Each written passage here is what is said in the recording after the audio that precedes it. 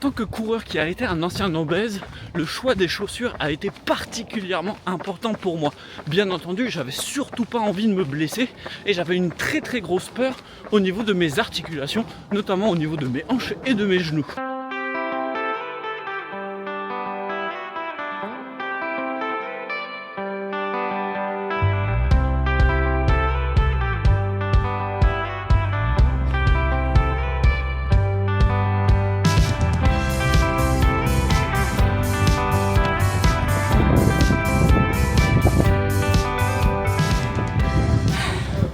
C'est horrible. Il n'y a rien de pire que le vent. La pluie, la neige et tout, franchement, je m'en fous. Mais là, le vent, c'est une horreur. C'est une horreur. J'ai l'impression d'être à 4,00 du kilo, alors que je donne un effort de ouf. C'est horrible. Bon, il reste 4 fois 200 mètres. Ça va, c'est la partie la plus dure. Là, on a fait 6 fois 400, 6 fois 300. Les 400 on les a fait en 3,30 mais avec le vent ressenti 3,20. Et là les 300 mètres on les a fait en 3,10 ressenti 3,00. Mais on continue.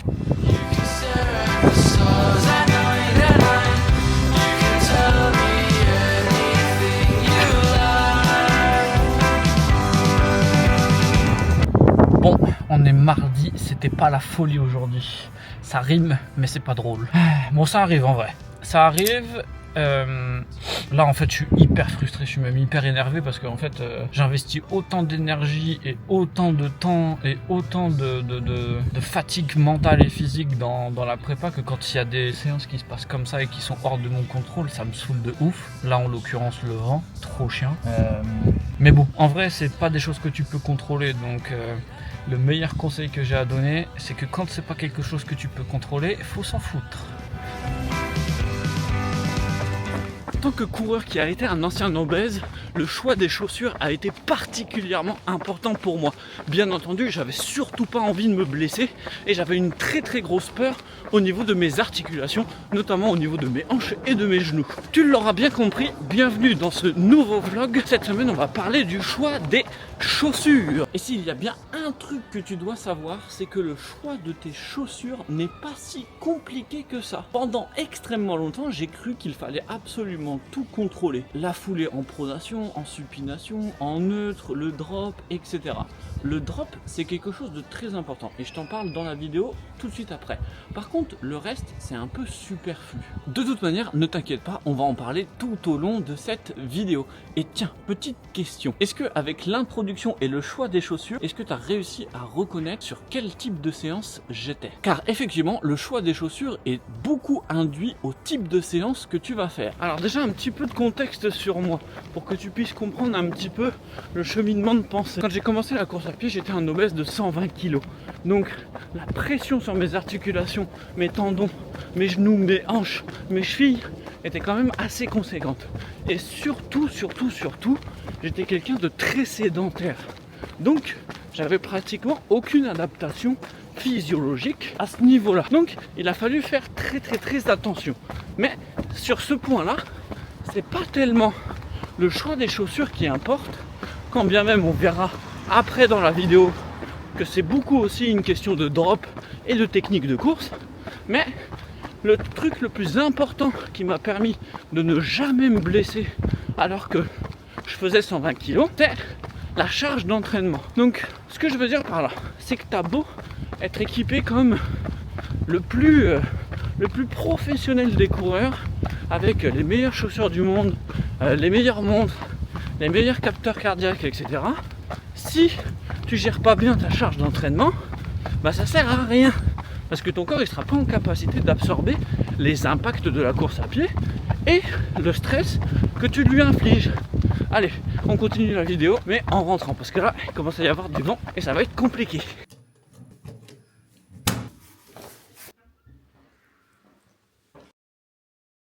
Run finito. Comme je te le disais, il y a différents types de chaussures pour différents types de séances. Moi, j'en ai 5. La première, comme tu as pu le voir, c'est pour les séances d'endurance fondamentale. Là, ça va être une chaussure vraiment très tournée sur les footings, donc pas forcément beaucoup de dynamisme. En tout cas, chez moi, je prends la ASICS Nosatri 15, puisque c'est un drop de 5 mm et ça reste donc assez neutre. Et ensuite, il y a tout le reste. La deuxième paire que j'utilise, ça va être une paire Focus Récupération. Là, ça va être des ASICS Gel Nimbus 25, donc c'est très lourd, mais ça a un très gros amorti. Je vais les utiliser, par exemple, le lendemain des séances d'intensité ou des sorties longues pour faire un petit run de récupération. En tout cas, sache une chose, tu ne vas voir que des ASICS, mais je ne suis absolument pas du tout sponsorisé ASICS, je les paye tout aussi cher que toi. Ça fait mal à dire, mais bon, c'est pas grave. La troisième paire que j'ai, ça va être une paire pour les sorties longues actives ou tout ce qui va être intervalle au SV1, donc des intervalles quand même assez longs. On parle ici de 15 minutes, 20 minutes, et à une allure rapide, mais pas trop non plus. Là, c'est des ASICS Super Blast. Pourquoi? Parce que c'est très confortable, ça a un très bon dynamisme, mais c'est pas non plus le dynamisme des plaques carbone. L'avantage de ça, c'est que c'est pas non plus le retour d'énergie des plaques carbone. Et donc, c'est un peu plus souple sur les articulations. Et moi, j'aime beaucoup le ressenti de celle-ci. J'ai fait tous mes longs runs pour la préparation du marathon de Valence avec. J'ai fait un 25 km actif, j'ai fait un 4x5 km. Vraiment très confortable. Et surtout, je trouve, en tout cas dans mes sensations, que ça préserve quand même pas mal mes petits genoux et mes petites chevilles et mes hanches aussi. En tout cas, toi tu n'as pas forcément besoin d'en avoir autant. Moi je t'en conseille 3. On va déjà avoir la paire d'endurance fondamentale que tu vas utiliser pour tous les footings. On va avoir celle-ci qui est du coup la 4e paire pour moi, mais du coup la 2e pour toi. Ça va être pour les intervalles. Là, on va avoir quelque chose de très dynamique. C'est des Magic Speed avec cette fois-ci une plaque carbone. Donc par exemple, toi tu pourrais très bien prendre une Saucony Endorphin Speed 4, parce qu'on en est à la 4 maintenant. La mienne, c'est la préférée, la mienne c'est la 3. Mais voilà. En tout cas, une paire pour les intervalles. Tu peux prendre aussi ça si tu veux quelque chose de plus confortable et de plus souple pour tes articulations. Mais moi j'utilise celle-ci sur des répétitions de 400 mètres, de 800 mètres, de 1000 mètres, donc des intervalles assez courts. Pourquoi? Parce que c'est très léger, avec la plaque carbone, le dynamisme est quand même très présent. Et voilà, la dernière paire que je te conseille, et qui est du coup aussi la dernière paire pour moi, c'est les chaussures de compète. Là, ce sont des Metaspeed Edge que j'ai utilisé pour le marathon de Valence. Vraiment c'est un truc de fou comment elles sont hyper confortables. Et donc c'est aussi la 3e paire que je vais te conseiller pour toi. Ça va déjà te permettre d'avoir une meilleure durée de vie sur tes chaussures, mais ça va te permettre aussi de travailler différents muscles de tes pieds, parce que les semelles et les appuis au sol ne sont pas du tout les mêmes. Par contre, tu dois faire attention à une chose, le drop. Yo la team, on est samedi, alors on se dirige vers la salle pour faire la séance sur tapis. Je l'ai changé un petit peu, j'ai estimé que les allures étaient un peu trop lentes sur les 2 minutes et les 1 minute, donc on a accéléré. On va partir sur du 102-107% de VMA sur cette petite distance. Et par contre on va rester entre 95 et 100% de VMA sur les 4 minutes pour faire vraiment du travail de VO2 max. Let's go, Ikai, mais ça fait du bien. Et là, comme vous avez pu le voir, j'ai pris. I need to know everything, who and the what and the where, I need everything. Trust me, I hear what you're saying, but I like it's new what you're telling me. I'm curious, George, I hop in the Porsche, 5 and a horse, I'm ready for war, I'm coming for throats, to turn to a ghost, I need to know everything. Now you be surprised at the info you get is by letting them talk, so I'm letting them talk. Gotta keep quiet, maneuver in silence to let them in. Chalk up their body, another one body, that's just how it go. I got some secrets, I'm shaking the game so they stay on their toes. Stay in your lane, how to stay on the go. I can't play with the pros and act like a rookie, so they overlook me. Then I double up and get none of their nose. None of them cold, they just got lucky but never adapted. So I'm to the one if it's coming to blows. My enemies are cutting it close. I let them think that they got me, but what do you know? I had them beat before we ever spoke. I'm ready for smoke.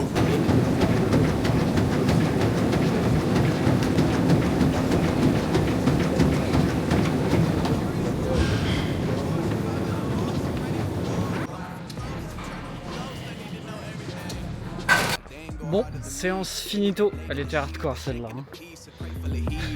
Elle fait mal. Surtout qu'avec les 1 minute de récupération, c'est quand même assez lent. Donc, c'est quand même bien. On a fait les 13 km d'intensité dans la semaine. Let's go, on rentre.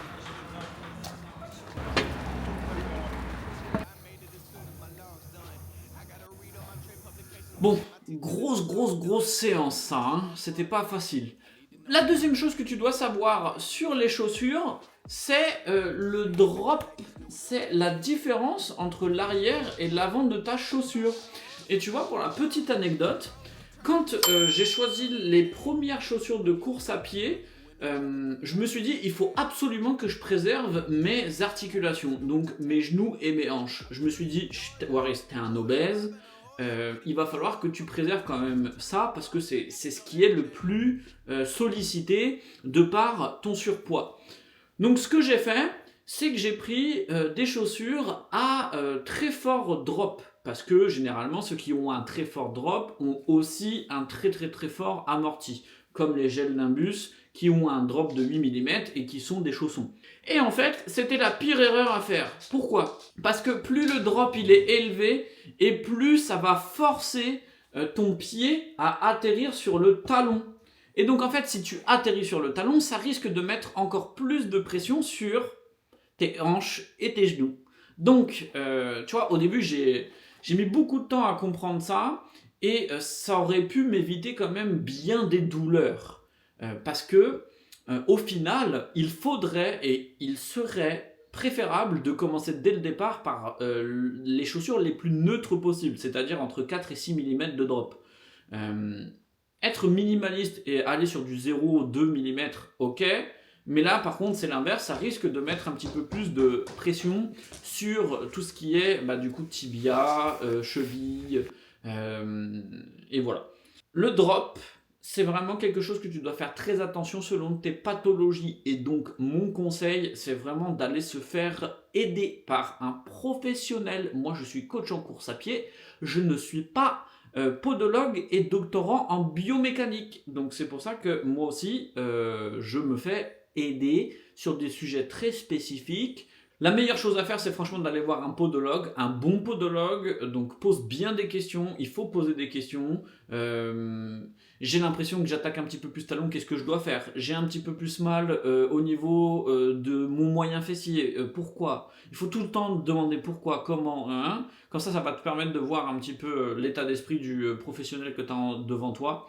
Loin de moi, loin là l'idée de vouloir critiquer qui que ce soit, c'est absolument pas le cas. Juste de poser les questions, déjà ne serait-ce que par curiosité, et puis aussi pour apprendre, c'est tout. Voilà, donc le drop, mon conseil, et la chose qui a le mieux marché pour moi, c'est d'être entre 4 et 6 mm. C'est d'ailleurs pour ça que les Nosatri, donc la majorité de mes runs, sont faits dans des chaussures à 5 mm. Le reste, c'est vraiment très spécifique pour les courses ou les intervalles. Voilà. En tout cas, j'espère que cette vidéo t'aura plu. On est vraiment de plus en plus nombreux sur la chaîne, donc merci énormément. Je prends bien le temps de répondre à absolument tout le monde en commentaire. Ça me fait extrêmement plaisir de voir que le vlog de la semaine dernière vous a beaucoup plu sur la séance de 20 x 400 mètres. Donc merci beaucoup. On continue la prépa, c'est difficile en ce moment parce que forcément la météo, le temps, la fatigue, le stress, c'est pas facile, mais on reste discipliné de toute manière, il n'y a pas le choix. C'est qu'en restant discipliné qu'on arrive à atteindre ses objectifs, hein, sinon la motivation ça s'en va et ça vient. Hein. Donc voilà, dites-moi aussi dans les commentaires quel genre de vidéo vous voulez voir. Est-ce que vous voulez voir un petit peu plus de vidéos sur les séances en elles-mêmes ou un petit peu sur toute ma semaine au complète, peut-être aussi sur comment je récupère, qu'est-ce que je fais pour le renforcement musculaire, les étirements, etc. Le but de ces vidéos-là, c'est vraiment de partager un petit peu ce que je fais au niveau des entraînements pour que vous puissiez un petit peu lier la théorie et la pratique. Comme d'habitude, il y a le mercredi les vidéos qui vont sortir sur, cette fois-ci, vraiment des thématiques très éducatives, donc pour apprendre et pas pour se divertir avec les vlogs. Donc, encore une fois, merci beaucoup et on se dit à la semaine prochaine. Ciao la team!